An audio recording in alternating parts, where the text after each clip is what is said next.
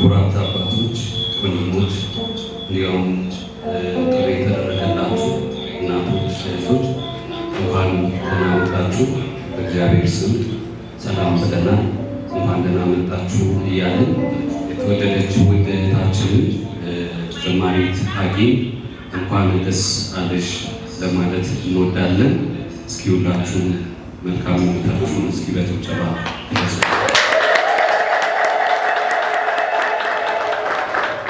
አንድ ያጣላል ይባላል፣ ሁለት ትንሽ ያስጠላል። እሺ እናመሰግናለን። ለእኔም ተናጋሪ አንደበትን ለእናንተም ሰሚ ጆሮ መድኃኔዓለም ይስጥልን። በስመ አብ ወወልድ ወመንፈስ ቅዱስ አሐዱ አምላክ አሜን። ቅዱስ አጠራር።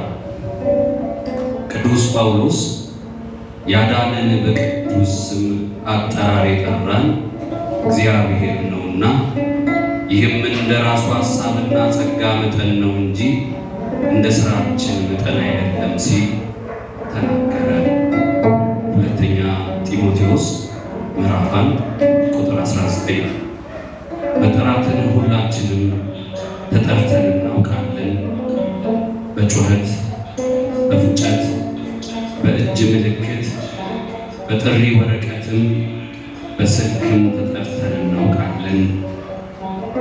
ቅዱስ አጠራር ግን እንዴት ያለ አጠራር ነው! እግዚአብሔር ቅዱስ ነውና እርሱ ሰውን የሚጠራበትም ጥሪም የተቀደሰ ነው። ይህ ጥሪ እንደምን ያለ ነው! ቅዱስ ጳውሎስ የእግዚአብሔርን ጥሪ ለምን ቅዱስ አጠራር አለው? እርሱ ራሱ ከተጠራበት ጥሪ እንጀምር ይሆን? ሳውል ጳውሎስ ክርስቲያኖችን ሊያስርና ሊያሰቃይ ከበላይ አካል ደብዳቤ ተቀብሎ በደስታ እየቸኮለ ሲሄድ የበላዮቹ በላይ ደማስቆ ላይ አስቆመውና ጠራው። ለብዙዎች ሞት ፍቃድ ተቀብሎ ተሽሞ ሲመጣ ጌታ ከመንገድ አስቆሞ ለብዙዎች መዳን እንዲሰብክ ፍቃድ ሰጠው። የጦር ዕቃ ጭኖ እየዛተ ሲመለስ ጦርና ጋሻውን አስጥሎ ራሱን ምርጥ ዕቃ አደረገው። በቅዱስ አጠራር የጠራው እግዚአብሔር ነውና። ስለ ጴጥሮስ አጠራርስ ምን እንናገር? የ50 ዓመቱ አሳ አጥማጅ ጎልማሳ ሌቱን ሙሉ መረቡን ጥሎ የሚያድር ትዕግስተኛ እንዴት እንደተጠራ ልብ ለእርሱ ብዙ አሳ ከመያዝ በቀር ምንም ህልም አልነበረውም። የታንኳዎቹን ቁጥር ከማብዛት የአሳዎቹን ገበያ ከማስፋፋት በቀር በጎልማሳ ዕድሜው አዲስ ህልም አልነበረውም። የመጦሪያ ዘመኑን እንዴት እንደሚያሳልፍና የዕድሜ ፀሐዩ ስትጠልቅ መረቡን አጥምዶ ለመመልከት ዝግጁ ከመሆን በቀር ምንም አዲስ ዕቅድ አልነበረውም። ጀልባው ላይ ተሳፍሮ ደግ ደጉን የሚያወራው ናዝራዊው ግን ድንገት መጥቶ ጎልማሳነቱን እንደ ንስር አደሰው። ሕይወቱን እንደ አዲስ አሁን እንደተወለደ ሕፃን ከ55 ዓመቱ አስጀመረው። በዚያ ዕድሜው የ3 ዓመት መንፈሳዊ ኮሌጅ ገብቶ በእሳትና በነፋስ ታጅቦ ተመርቆ በ72 ቋንቋ እንደ አዲስ አፉን ፈቶ እንዲያወራና አሳ ማስገሩን እርግፍ አድርጎ ትቶ በወንጌል መረብ ሰውን አጥማጅ እንዲሆን አደረገው። በድንቅ አጠራሩ የጠራው እግዚአብሔር ነውና ስለ ሐዋርያው ናትናኤልስ ምን እንናገር? ጓደኛው ፊልጶስ የናዝሬቱን ኢየሱስን አገኘነው ብሎ ሲጠራው ብዙም ደስ አላለውም ነበር። የናዝሬቱ መሲህ የሚለው ቃልን ሲሰማ ከይሁዳ ቤተልሔም መሲህ እንደሚመጣ ከሚያውቀው ትንቢት ጋር አልገለጥም ብሎት ደግሞ ከናዝሬት መሲህ ይነሳል እንዴ እያለ በምሁራዊው ትዝብት ተውጦ እስቲ ሊየው በሚል ንቀት ሳይዋጥለት ነበር የወጣው። እስቲ ሊየው ብሎ ያገኘው ናዝራዊው ግን ራሱን ልቡ ድረስ ተመለከተው። ሳያውቅ የጠቀሰውን ጥቅስ አስጥሎ የሚያውቀውን የራሱን የተሸሸገ ማንነት ሲነግረው መቋቋም አልቻለም። አንተ የእግዚአብሔር ልጅ ነህ ብሎ መሰከረ። እርሱ እንደመሰለው የጠራው ጓደኛው ፊልጶስ አልነበረም።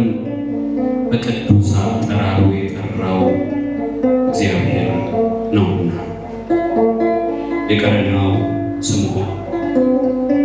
የቀሬናው ስምዖን አጠራር ግን ከሁሉ የባሰ ነበረ። እርሱ መንገደኛ ነበር። መንገድ አላፊ እንደሚጣደፍ እየተጣደፈ ነው። ሰንበት ሳይገባበት ለመጓዝ ከኢየሩሳሌም እየቸኮለ ሲወጣ አንድ ብዙ ሕዝብ አጅቦት ገሚሱ በማዘን የሚጮህበትና ገሚሱ በጥላቻ የሚጮህበት የሕማም ሰው ሲንገላታ ተመለከተ። መንገዱን ገታ አድርጎ ትንሽ ሊመለከት እንጂ ሊቆይ ሐሳብ አልነበረውም። ነገር ግን ወታደሮቹ ግድ አሉት። ሳያስበው የጌታ የሕማም ተካፋይ የመስቀሉ ተከታይ ሆነ። ዓለም የዳነበትና የጌታ ደምና ወዝ የፈሰሰበትን ቅዱስ መስቀል ተሸክሞ አንድ ምዕራፍ ተጓዘ። ያገዝነው ሲመስለን የሚያግዘን፣ ያገለገልነው ሲመስለን የሚያከብረንን ክርስቶስን ተጠግቶ መቼም የማይገኝ ክብርን ተጎናጸፈ።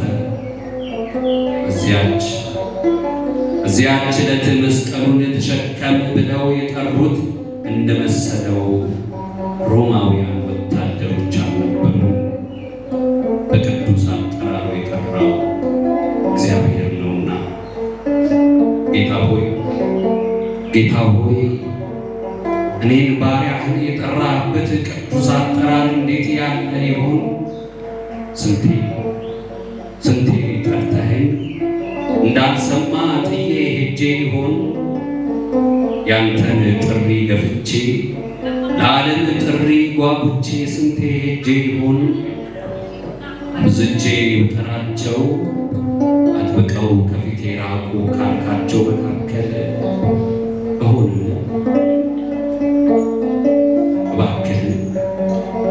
እባክህ ባልሰማህም ጥራኝ፣ ባልመጣም ጥራኝ። ጴጥሮስ በባህር ላይ እንደለመነህ ወደ አንተ መጣ ዘንድ እዘዘኝ። እንደ አልዓዛር ውጣ ብለህ በቅዱስ አጠራር ጥራኝ። እንደ ማቴዎስ ከቀራጭነት ገበታዬ ላይ፣ እንደ ዘኬዎስ ከዛፍ ላይ፣ እንደ ኢትዮጵያዊው ጃንደረባ በሰረገላዬ ላይ ብቻ ባገኘኸኝ ቦታ ሆነ ጥራኝ። ሙት በሚቀሰቅስ ማዕበል በሚገስጽ ድምፅ ባልሰማህም ጥራኝ።